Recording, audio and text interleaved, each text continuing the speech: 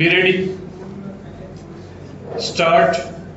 The argument on behalf of the SSC is that section 24 bracket 2 confers the right to carry forward the laws to the following year provided the conditions contained in the subsection are satisfied. Stop.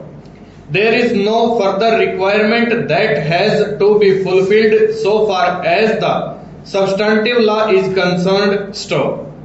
Section 22 bracket 2a is merely a procedural provision, and it also provides that once a return has been furnished in accordance therewith, all the provisions of the Act become applicable as if it were a return under subsection bracket 1. Stop.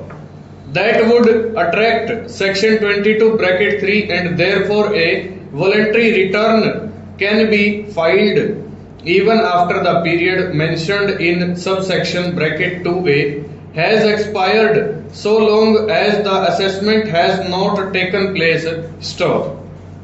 It is pointed out that supposing a return is filed showing income X, but the income tax officer in the assessment proceedings holds that there has been a loss and the SSC was mistaken in showing a profit, the SSC in such circumstances can certainly claim the benefit of section 24 bracket 2. Stop.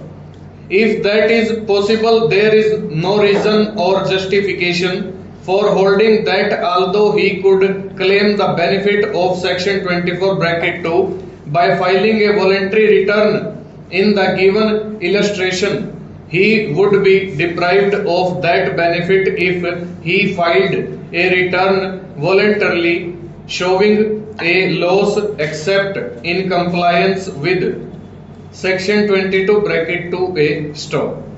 On the other hand, the contention on behalf of the revenue is that section 22 before its amendment in the year 1953 did not make any provision for the filing of a loss return voluntarily. Stop. Under section 22 bracket 1, returns which were invited were only of taxable income. Stop.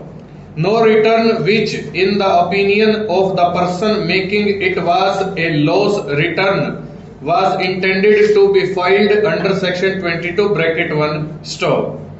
It was only under section 22 bracket 2 that the return that was required to be filed was in pursuance of the individual notice given by the income tax officer. Stop.